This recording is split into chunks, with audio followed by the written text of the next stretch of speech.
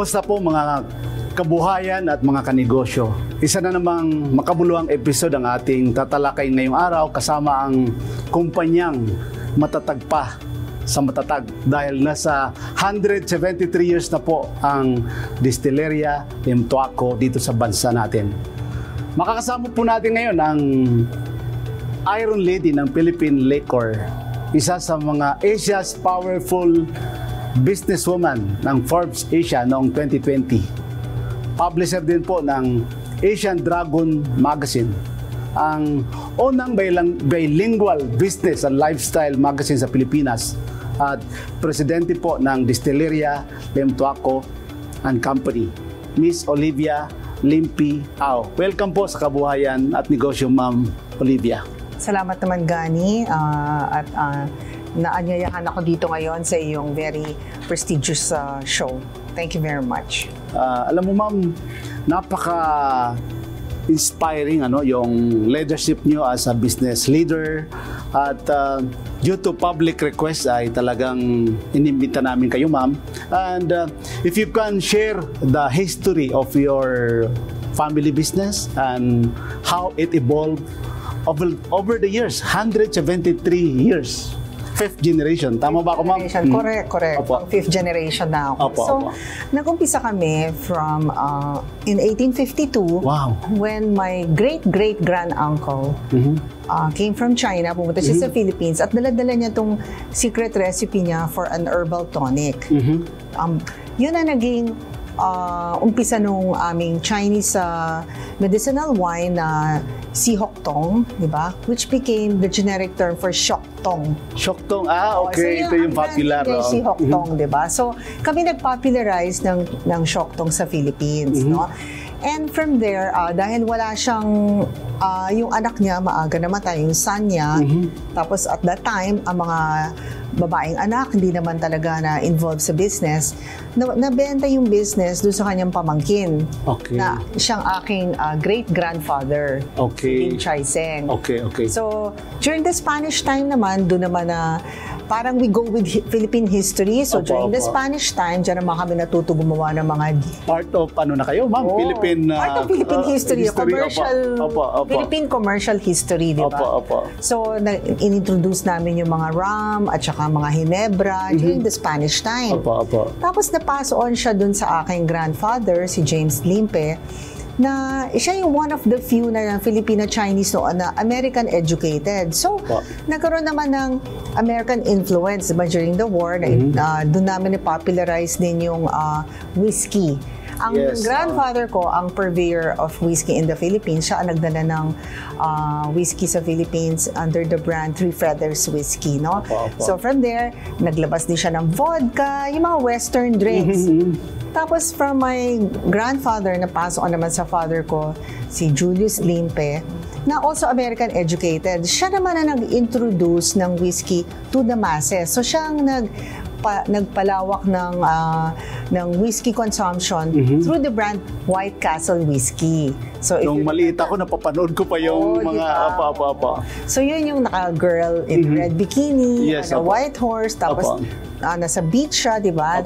Nagagalop yung horse niya going towards the castle, which was like part of his dream. It was a dream, and he executed it into a marketing campaign which became very, very successful, di ba? Tapos, marami rin siyang na-introduce na products na like more gins, whiskey, even the Maria Clara Sangria is a product of my dad, no? Meron siya mga in-introduce na cocktails, napaka-prolific niya kasi at saka inventor siya eh. He developed the patent for the acceleration of aging of distilled spirits, di ba? And artist din siya, kaya magaling siya sa marketing. No? So marami siyang talents talaga. And of course, fifth generation ako naman, kasi bakit naging babae, alam mo, ang tatay ko kasi, ang parents ko walang anak na lalaki. So 7 kaming mga babae.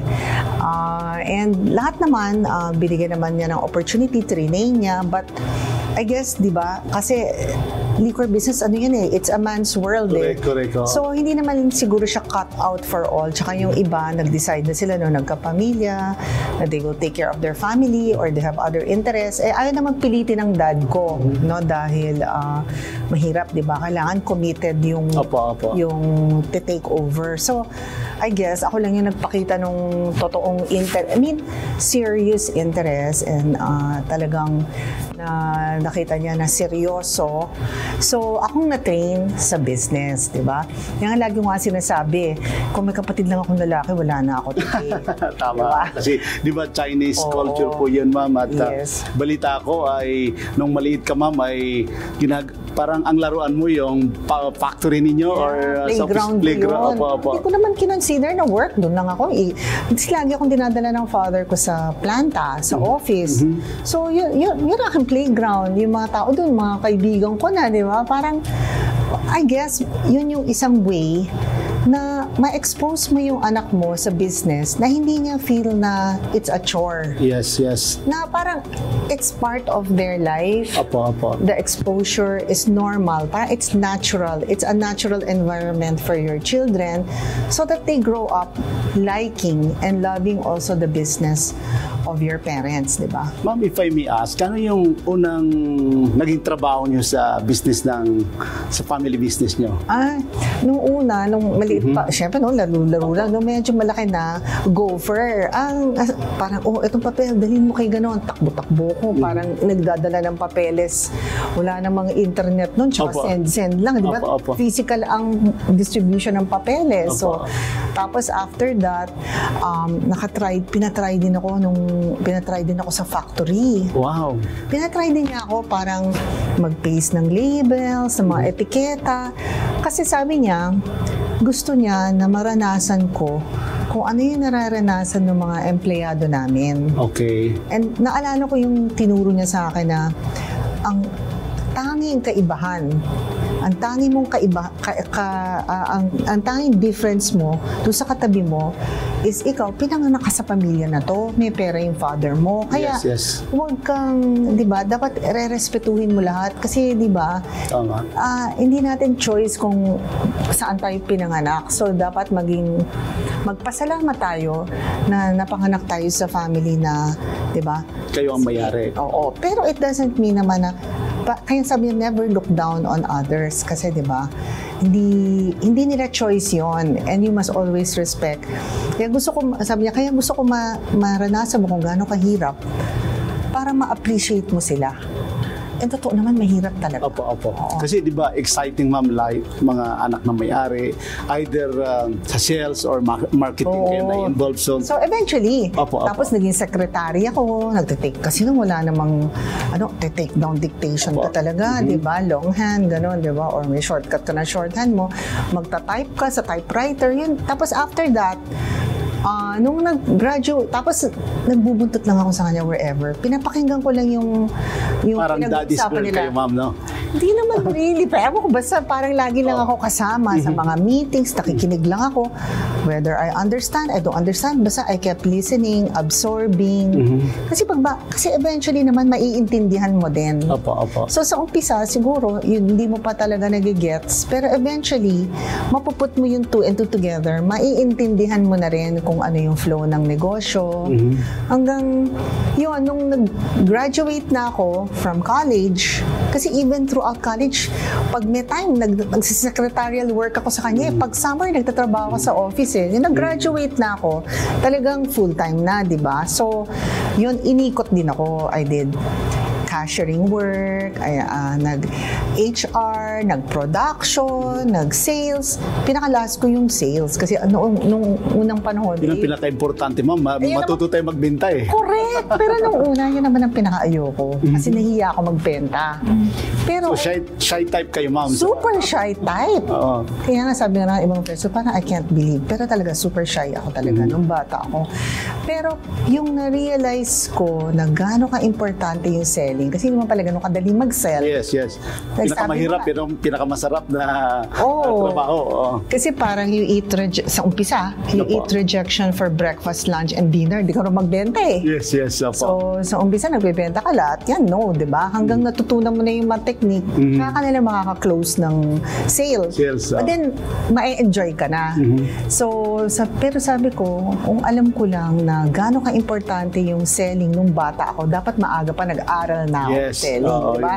Kasi, the higher you go, the more selling you do. Yes, opo. Walang katapusan ng selling. Diba? So, yun ang, ganun niya ako in-expose. Marketing, of course, na-expose din ako lahat. Kailangan talaga, ang negosyante, jack of all trades and master of your business. So, ibig sabihin, kailangan hindi tayo mabola ng mga empleyado natin. Opo. So, kunyari, ang business namin, alak, dapat master ako ng alak making. Pero, jack of all trades pa rin ako. Alam ko lahat, from accounting, finance, to production, to purchasing. Lahat dapat alam mo. Oo. Pero, mahirap pumasok sa negosyo na hindi mo master yung pinaka-produkto na ginagawa mo. Dapat alam mo talaga. So, if you're a shoemaker, dapat magaling kang shoemaker. If you're into fashion, dapat marunong kang gumawa ng damit. Yun naman yung sa akin lang. Dapat alam mo rin yung paano i-put together yung product. Hindi lang na design ka lang. So, kunyari, you want to be a designer, I think it's also important you know how to put together your design. You know how to execute. Kasi, otherwise, you will be under the mercy of your people. Correct. Diba? So, ano naman, ma'am, yung nag-inspire sa'yo para mag-take over from your father na ito, it's a business and leading to the greater heights of your family-owned business? Actually, I get, nung una kasi talaga gusto ko lang siyang tulungan eh. Kasi ang hirap talaga nakita ko yung mga dinadaanan niya. Parang gusto ko lang sa umpisa malaitan yung load niya. Pero I guess, pag tumatanda yung parent mo, di ba? Siya naman din, gusto rin niya slowly mag-unload dun sa tingin niyang pwede niya maging successor. So, hindi naman siya talaga overnight. Parang it happened over time. Unti-unti, parang he'll give you more and more and more responsibility. Until one day, sabi niya, sige, ikaw na. Okay. Parang ganon. So how does your company, ma'am, differentiate itself in the competitive beverage industry? Alam ko, napaka-competitive itong industry na ito. Oo, kasi so, I think right now, we're more into the specialty drinks. No? So I'm not really, parang before we were really defined more as a mass market na company, di ba? Pero now, malaki yung market share niyo. Malaki yun eh. Pero ngayon, we're really more into specialty drinks like our Philippine craft spirits. Yes. And then we're into innovation, di ba? And exports. You know, I love to do exports kasi when we suffered a strike in 1989 and we lost a lot of our market share for mass market, what kept us alive were our exports. The export business kept us alive. So parang it's something that's really close to my heart and that I really encourage people also to do na try your best to come up with good products, di ba? So that you can export it kasi nakakatulong siya eh. Lalo na if you're importing things, diba? Kasi ngayon, di ba, ang dami naman nag-i-import na ng mga bagay-bagay, di ba? Hindi naman lahat mga romance. So kung meron kang export, nalileverage mo yung foreign exchange revenues mo para mapondohan mo naman yung imports mo. Kasi imagine mo kung nag-depreciate yung peso. Di ba, ang laki ng ilalabas mo na additional para bayaran mo yung in-import mo. Di ba, hindi naman always makataas ng presyo, di ba? Buti kung super affluent ang, depende sa market mo, may affluent market. Kunyari, mass market ka. Medyo price sensitive siya. So, maganda rin sana na makapag-export, di ba? Pero of course, na-understand ko, hindi naman siya madali. Napakalaking tulong ito, ma'am, sa nation building ang ating export natin dahil alam mo, bibihira yung mga locally produced, manufactured na mga ganito na product. So, hindi kayo maraming player. Kaya, napakalaking bagay ito, ma'am. So, what innovation or strategies have you implemented to keep the business relevant ngayon, lalo na ngayon sa merkado natin, ma'am? Well, we came up with our Philippine Craft Spirits, which is using ingredients, fruits, produce, that's endemic to the Philippines, tapos making it into very nice and delicious drinks that we can export, no? Aside from that, we also went into other things like... Malaking tulong niyo, ma'am, sa mga farmers natin, local farmers natin. Bumibili kami locally ng ingredients para, di ba? Tapos... Hindi nyo na ini-import yun? Hindi na namin ini-import yun. And yung pinaka-importante is, napopromote natin siya in different markets abroad, di ba? So kasi naman I know how important the OFW market is, pero it's also brain drain for the Philippines. So parang sana mabalanse natin with export of goods also. Kaya nga it's also nice for more companies to join the export market, diba? To keep exporting so that we can also help, diba? Correct. Generate those foreign exchange revenues that we need. Wag naman lahat sa OFW lang, diba? Opo. Pero malaking bagay rin po kasi yung 12 million overseas Philippine workers natin. Kasi captured market ninyo na yan, ma'am. Dahil, syempre, while they're in abroad, gusto nila ng mga product.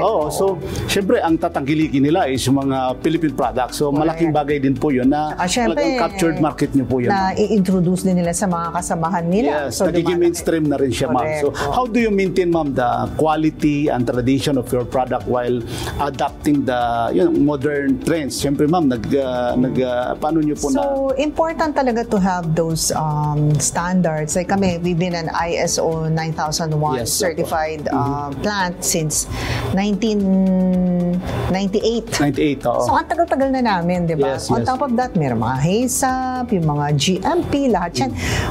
Importante. And very recently, also, we went into halal. Balita ko, ma'am. Halal yung... So, paano nangyari yun, ma'am? Kasi, alam mo, napaka-importante, ma'am, yung halal. Kasi, there are 2 billion halal market all over the world. Kaya sabi ko nga, paano yung wine ginagawa nyo? Paano nyo ginawa ito, ma'am? Well, nag-start kami. Meron din kasi kami another joint venture company. Although it's like more of a social enterprise. We put up a plant in Sulu. In Sulu, we make jams. We call it Sulu Originals. No? So, ginagamit natin doon yung fruits naman of Sulu. Yung mangosteen at saka durian. So, naisip namin na bakit di natin ipa-halal certify? So, upon the encouragement din of some people like Secretary Pangandaman, sabi niya sa akin, yung nakita niya yung products namin, why don't you try to export dun sa Bimpayaga? Yeah, Brunei, Indonesia, Malaysia. Is a growth area kasi yung merkado na yan, ma'am, ay halal consumer yan. Napakalaking bagay ito sa kanila. Kaya tayo daw, parang net importer. Wala tayong masyado mabenta, pero tayo nag-i-import. So sabi niya, try mo para makadagdag ka naman ng mga export man lang tayo, di ba? Sige, tatry ko. So, naisip namin na ipahalal certify para makapasok tayo dun sa markets na yon. So, doon, nagpatulong ako sa BARM, DTI, and sa DTI ng national government. Nakilala ko yung Prime Certification and yung certifying body. So, in-approach ko sila. Sabi ko, paano ko ba ipahalal certify itong mga product ko? So, doon kami nag-start, no? Actually, para din siyang ISO, para din gano'n. Except may additional on the halal talaga, di ba? It should be in accordance with Sharia laws and, di ba, yung hadith, ganyan-ganyan, di ba? So, they walked us through it naman and we got certified, di ba? So ngayon, nandito na kami sa marketing phase. Hopefully, we can start also contributing sales, export revenues na rin to the Philippines. So naka-join na rin kami ng Halal Expo last year through DTI. So these are the things. Tapos sa alak naman, naisip din namin, wala akong mabenta talaga kasi di ba, haram yan yung alak, di ba? Bawal yan di ba? Siguro pagkawa na lang tayo ng non-alcoholic. So yun, eto naman is also halal certified, but like our Maria Clara, we can't call it sangria even if it's non-alcoholic. If you want it halal, we call it Maria Clara Punch. Okay. So, malakas yan, ma'am, sa Malaysia, Indonesia, Brunei, and siguro, tingnan nyo rin yung merkado, ma'am, sa GCC country like Saudi, United Arab Emirates, yung Bahrain, kasi marami tayong mga OFW dyan, ma'am, na talagang tatangkilikin nila yan. Not only the mainstream na allowed sa kanila because it is halal. So, parang ako naman, parang we look at ano yung needs ng market. At the same time, ano yung programa ng gobyerno. Tapos after na nag-start na kami dyan, doon ko nalaman na may mga program pala yung DTI, pinupush niya pala yung halal. Kasi parang virgin market for us, di ba? Kasi pag marami ng halal foods in the Philippines, mas may encourage din yung mga tourists to come. Totoo yan. Kasi alam mo, ang mga regular Muslim tourists numbering to more than 400 million, yun ang malaking challenge dito sa Pilipinas na mahirap silang makakita ng establishment, wala silang makain na halal certified, lalo na yan yung mga variety ng mga product nyo. Kaya napakalaking bagay ito, nakakainganyo ito sa mga prospective halal consumer natin na bumisita dito sa Pilipinas. So I think yun yung mga opportunities na pag negosyante tayo, hinahanap dapat natin siya, di ba? And of course, dapat serious tayo kung gusto natin i-pursue kasi nga may investment talaga. Time, effort, di ba? Kailangan mag-aral ka. Tapos money also kasi kailangan magpa-certify ka at saka may changes ka talagang gagawin sa ano mo, may changes ka. Kasi di ba, like kunyari kami alcohol, gusto namin gawin na separate facility. Tama yan. Di ba? Kasi hindi pwedeng maghalo.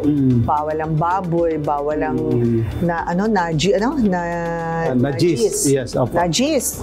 Alam nyo na, ma'am. Oo nga, bawal. Alam mo yung mga 5-star, 4-star, kasi during my time sa DTI, yun ang tinitingnan namin, yung pag-implement doon sa Republic Act 10817, yung halal law, ay napakahalaga, ma'am, lalo na sa mga kasi nakaseparate talaga yung so preparation ng halal at saka non-halal at saka yung mga product nyo talaga ay maraming mga turista tayo dito from the Middle East country, from Turkey, na hinahanap nila yung product na yung mga 5-star, 4-star hotel natin ay wala. So ngayon, napakalaking bagay ito na ma-offer din natin sa mga touristic area. I think naman, parang even if halal certified ka, it's just like another certification like ISO. Kasi yun din naman ang objective. The standard, ma'am. It's the standard. Hindi for religion na. Kasi ma'am, ito, halal is adapting the global, yung kuwan ba, ma'am? Yung hindi lang pang-Muslim na pagkain. Kasi ang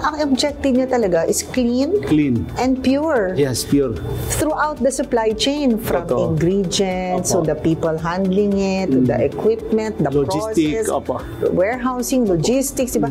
Yun lang naman, which is good for everybody. Diba? So I think napaka-interesting, ma'am, yung topic natin, hindi lang yung main na product na punta tayo sa halal, at check na marami tayong na-inspire na mga negosyante na nanonood sa atin, at magbabalik po ang Kabuhayan at Negosyo.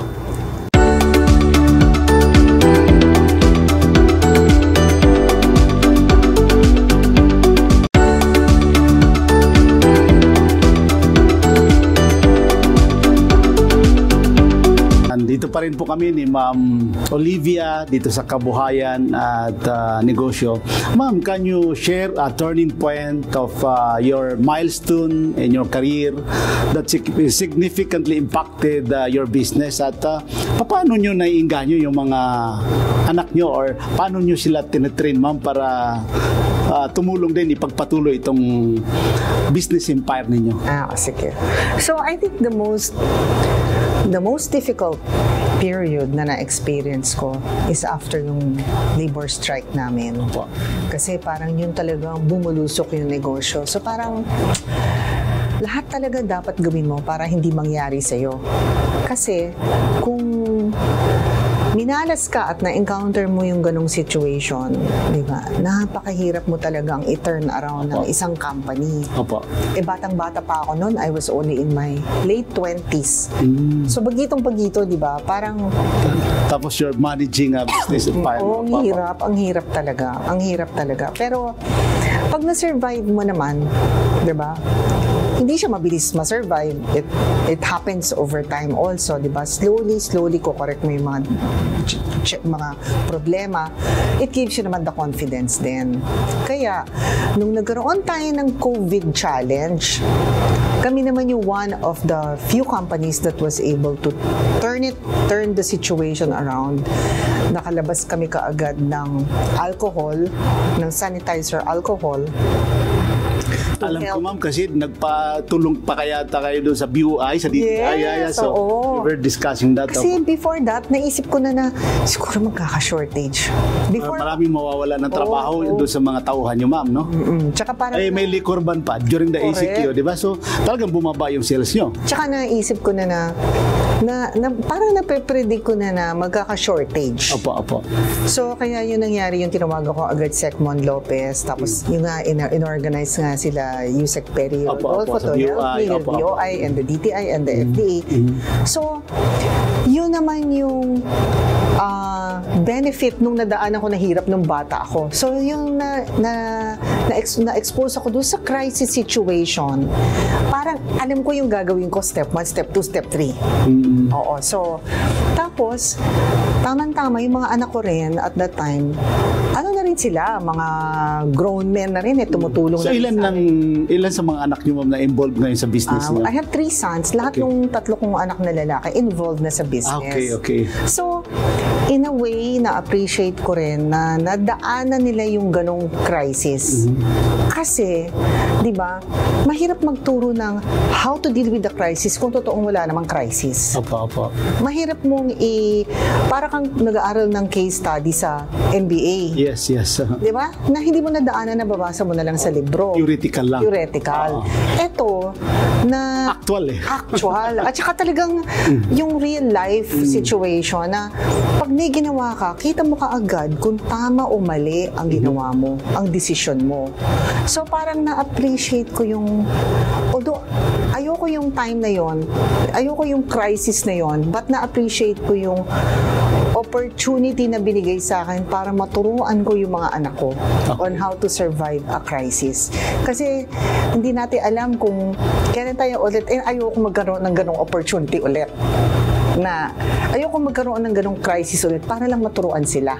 Correct. Di ba, who wants that naman, di ba? Yes, nobody wants that. But given the situation, you just, sabi nga nila, you try to make the most out of it. Ginawa na lang natin siyang learning experience. And nakita ko naman na marami silang natutunan, nag-mature sila. Oo. So ano yun, ma'am? Pinaghandaan niyo paano kayo naka-cope up doon sa naging challenge natin doon sa pandemic at biglang nag-save kayo from sa business niyo, mga alak to alcohol. So paano niyo? Pinaghandaan niyo ba yun before the pandemic o doon lang sa pandemic? Actually, naisip mo yun? Before the pandemic, medyo inaaral na namin. Okay. What if it happens? Parang risk management. Pinag-uusapan pa yun, no? Nung pandemic. So yung nangyari siya, medyo alam ko na, pero what do you do in such a situation? Wala ka naman mai-import, wala ka naman mabibili. So parang you make do. Sa ganung sitwasyon, kung anong meron mo, yun ang pag-uumpisahan mo. Opo. Kailangan practical ka. Tsaka kailangan mabilis ka. At saka, kailangan masipag ka. Opo. At saka may courage ka. Kasi kung when everybody is afraid and staying home, di ba? Parang you have to take that risk and work hard to make it happen, di ba? So, marami kang ma-undergo na challenges. Pero pag na-undergo mo naman siya, na-solve mo yung problem, masarap naman yung feeling, di ba? Oo. Ngayon, kung yung question mo naman on how do I encourage them. Alam mo, di ba nasa publishing ako, so madalas marami ako na-i-interview na tao din, di ba? I remember one of the persons na na-interview ko, si Roberto Coin. Yeah, Robert, yes. Di ba? Yung gumagawa ng alahas. Di ba? Luxury jewelry yun. Tapos, luxury jewelry for women, di ba? Tapos yung kanyang anak, sabi niya na yung anak niya is already involved in the business. Yung anak niya lalaki din. So how do you do it? Di ba? Baliktad naman siya kasi they're men in a woman's world. Jewelry for women eh. Di ba? So parang ako in a man's world, di ba? So sabi ko, how did you do it? Sabi niya, it's easy. Sabi niya, you enchant them. Okay. So, yun ang parang hindi mo pwedeng i-present yung negosyo na parang, basta kailangan gawin mo. Kailangan ituloy mo yung negosyo. Dapat pakita mo sa kanila kung ano yung beauty, ano yung benefits ng business mo, anong, 'di ba? Na cool din yung business mo, cool. Kasi kung square ka, syempre younger generation wala namang gustong tumulong sa old fashion, 'di ba? So, lalo na ngayon yung mga kabataan ayaw na nila. Ang bihira itong negosyo niyo, ma'am, no? 5th generation, inabot pa kayo. So, I think as a parent, di ba? Parang kung gusto mo talaga ma-involve yung anak mo, minsan papakinggan mo rin sila. Kasi di ba yung time natin, iba sa panahon nila. Panahon natin, iba uso. Yes, panahon nila, iba uso. Gusto ko naman ipilit yung gusto ko. Iba naman ang market ko, bata. So minsan papakinggan din natin sila. Pero, di ba, kung hindi mo talaga gusto at mapilit sila, di ba? Pwede mo ako pinabibigyan ko rin minsan, basta alam ko na hindi naman sobrang laki yung palpak kung pumalpak. Hindi masyadong masakit, di ba? Pero kung pumalpak, pwede kong sabihin, I told you so, di ba? So, give and take. Minsan naman, nakikinig naman sila sa atin, minsan tayo naman makikinig sa kanila. Then, magiging exciting yung collaboration between the older generation at saka yung younger generation. Kasi ayaw mo na may generation gap masyado. True. Kasi baka mawala yung succession nyo. Oo. So, may konting compromise. Okay. So, nakikita mo naman, ma'am, interesado rin sila. Oo. Interesado rin. Siyempre, minsan, kunyari, ikaw, parent ka, gusto mo lagi ka nasusunod. Hindi ka na pwedeng lagi masusunod. Diba? Kailangan, hindi rin sila pwedeng laging sila masusunod. Kung sino may magandang idea, yun ang masusunod. So, pinaghahandaan mo na rin yung succession, ma'am. Dahil ngayon, talagang yun ang trend na kailangan i-train mo talaga yung mga anak mo. So, hindi talaga pwedeng walang succession. In fact, like if you go ISO standard, succession planning is so important in any organization, 'di ba? Importante yung succession planning. Hindi lang sa negosyo. Opo. So, ano yung mga role, ma'am, does the sustainability and social responsibility play in your business operation? Okay. So kami naman, sustainability, we have been practicing that ever since. So, abot ba naman ng 173 years na? So parang mahilig kami. Like kunyari, when we make products like Manila Liquor de Calamansi. Opo. So we use the rinds of the calamansi. We extract the essential oils. Tapos after that, the fruit is still intact. We process it into a byproduct and we make soap out of it. Tapos when we make our whiskey using corn, so after we make whiskey out of corn, meron kaming natitira na we call distillers grains. Yung distillers grains, sa kasalukuyan, we are working with UP Los Baños and the Philippine Carabao Center under the Department of Science and Technology Cradle Program to develop that into commercial feeds for animals. So, marami kaming mga ganong projects, di ba? Importante kasi sa amin yung sustainability, tapos yung protecting the environment, tapos all our plants, we do rainwater harvesting. So, yung mga bubong namin, kinokollect namin yung rain, and then we use it for cleaning. Okay. So, kahit paano, di ba, nakakatulong tayo. Okay. So, how do you balance, ma'am, no, yung preserving a legacy brand while pursuing of course, yung mga innovation and growth. So, paano nyo po ito nababalansi? Paano nababalanse? Well, I think hindi ka dapat mawala dun sa mga guiding principles mo, tsaka yung mga objectives mo for the company. So kung alam mo na baka ito is a shortcut, pero malalabag mo yung policy mo on this, minsan pipigilan mo rin yung sarili mo. Doon ka na lang sa longer cut, pero at least kasi depende kung ano yung kaya mo. Kasi itong mga to, basta wala ka naman nilalabag, pwede ka naman mag long cut or shortcut. Pero nasa sayo na yun eh. Kung anong importante sa'yo. So, kami, it's important na we stay true to who we are as a company. We follow the principles and the policies that we set. So, try namin talaga best kahit na mahirap. Yun, dun lang namin siya mababalanse. Kasi kaya mo ba? Matake mo ba? O hindi? Ganon. Jack, na marami kaming natututunan sa inyo, ma'am, lalo na yung mga taga-subaybay natin dito sa Kabuhayan at Negosyo, at magbabalik pa rin po ang Kabuhayan at Negosyo.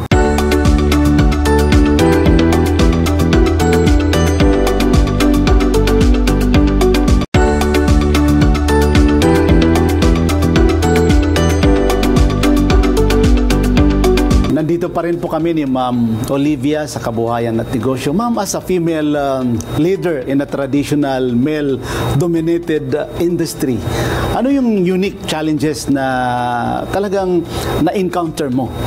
Okay. So, as a woman in a male-dominated industry, I think yung pinaka-challenging at saka pinaka-masakit siguro is sa umpisa, people don't trust you, or not really don't trust, but sometimes at the back of their mind, ikaw ba talaga yung decision maker? Parang may doubt sila. Parang may doubt. Okay. Parang may doubt. So, laging you have to prove yourself in the beginning.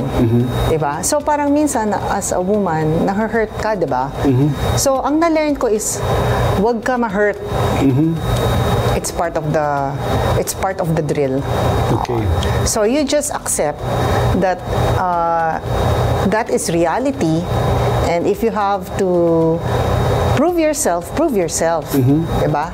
Tapos, pag okay ka na, part ka na, tatanggapin ka na sa circle. Diba? Eh, syempre, lagi ko sinasabi, ikaw, hindi ka naman part of the circle.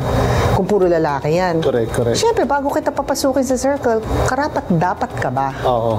O ngayon, kung napass mo lahat ng test, karapat-dapat ka, okay ka na. So, parang hindi mo dapat dibdibin, huwag ka masaktan, i-prove mo yung sarili mo. So, I think the most important is, kailangan kung gusto mo sa negosyo at gusto mong mag-succeed, kailangan competitive ka. Dahil bilang isang babae, walang magbibigay sa'yo ng special treatment in a competitive world. Kung gusto mo makipag-compete dyan at gusto mong manalo at gusto mong mag-succeed, lumaban ka. Correct. Hindi na pinag-uusapan kung babae ka o lalaki ka. Ang pinag-uusapan kung kaya mo, hindi mo kaya. So kung gusto mo, kayanin mo. Yun ang isa pa. Ngayon, isa ko pang tip is, gamitin mo rin yung iyong pagka-feminine. Diba? So, we can be tough on the inside, but, diba, don't lose your femininity. Kasi it is also, diba, an advantage. And always take care of yourself. Kasi human nature naman, diba, people treat you better if you also are more attractive, diba? Parang you have to also make an effort to look good, diba? To come across well. So, kailangan mag-invest ka sa, hindi lang sa looks mo, pati sa social skills mo, sa knowledge mo. Dapat total package. Total package talaga. Kung gusto mo talagang mag-succeed, di ba? Kasi, kahit naman lalaki, ganun din naman ang ginagawa, di ba? Totoo. So, ma'am, how do you handle itong, halimbawa, yung mga pressure sa pagmamanage ng ganito, long-standing family business? So, paano nyo na-handle yung mga pressure na yan? Naku, maraming pressure talaga. Pero I think na-learn ko yung technique na pwede kang magalit, di ba? Pero hindi mo nararamdaman. Alam mo, parang... Ikaw ba, ma'am, ay stricto ka ba na leader? Super strict. Okay. Super strict ako. Okay, Tanong mo mga tao namin, di ba? Super strict ako, di ba? So, super strict. Pero, parang I learn na pinaka-importante, kung gusto mo hindi ma-stress, is to focus on the solution. Okay. Don't focus on the problem, focus on the solution. Understand the problem, ano ang solusyon para hindi ka makain ng stress. Kasi kung yung lahat ng energy mo, lahat ng effort mo naka-ano sa solution, once nahanap mo yung solution, malaking weight off your shoulders para hindi ka tumanda at hindi ka magkasakit. Kung hindi, baka super lulalay na tayo lahat ngayon. Yun lang nga mamang itatanong ko sa iyo, ano yung mga pwede mong i-share sa mga loyal na followers natin na mga lalong-lalo na ngayon, no, ma'am, New Year, no? Ano ba yung mga memorable experiences nyo na encounter nyo to as a leader, as a business leader, as a CEO, itong company nyo po? I think pinaka-importante, may discipline.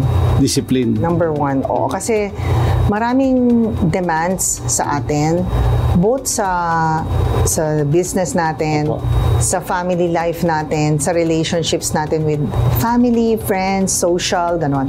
So, hindi talaga pwedeng gawin natin yung gusto lang natin gawin. Dapat magbibigay, parang medyo meron tayong planning, meron tayong limitation, meron tayong limits to what we will do. We have a schedule para we're not... Alam mo kasi pag magpo-procrastinate ka, masistress ka eh. So, kailangan may discipline ka na ma-meet mo lahat ng mga demands on you. Diba? And then leave some for yourself. Leave also some time for yourself kasi otherwise sa tingin ko maging super unhappy person ka. So, pabibigyan natin lahat yung needs ng business, needs ng family, needs ng spouse mo, ng partner mo, whatever, needs ng friends mo. Pero, mag-iwan ka ng para sa sarili mo. Correct. Ito ma'am, hindi ko maiwasan din itanong sa'yo, ano ba yung business outlook nyo ma'am? Alam mo, 2024, hindi naman ganun kaganda.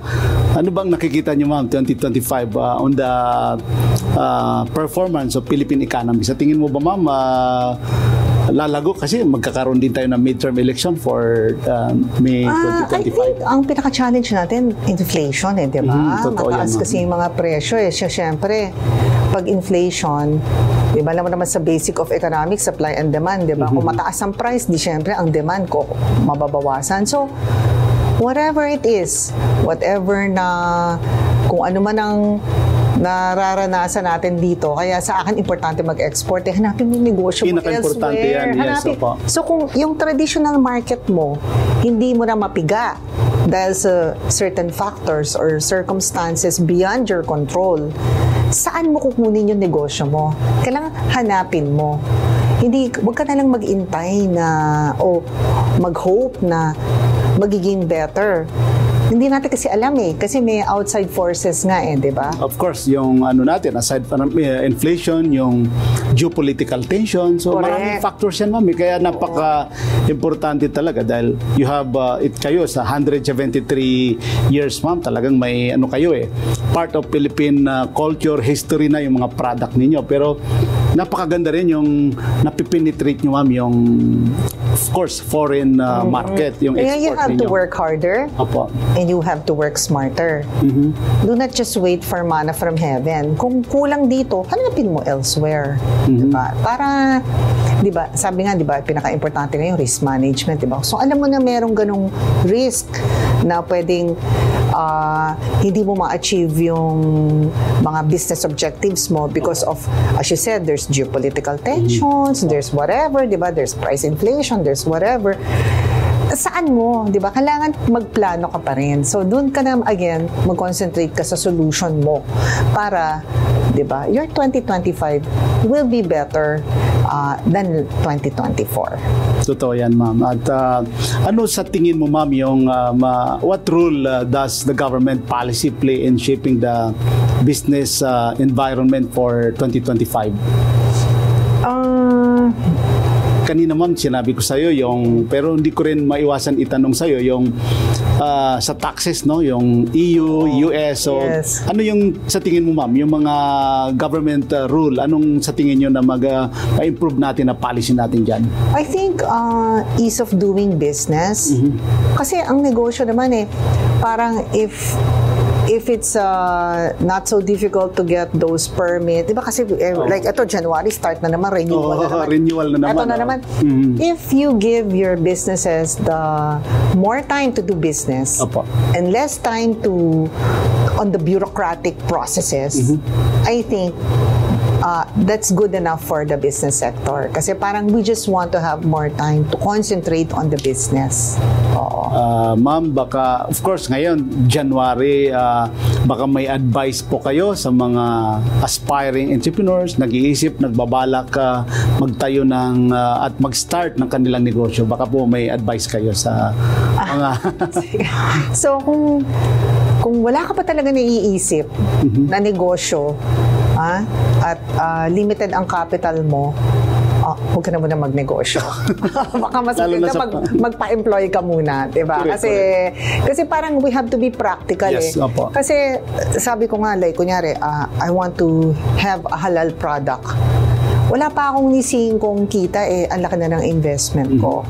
So, kailangan practical din tayo. So, the best time to go into business is kung may naipon ka ng konti.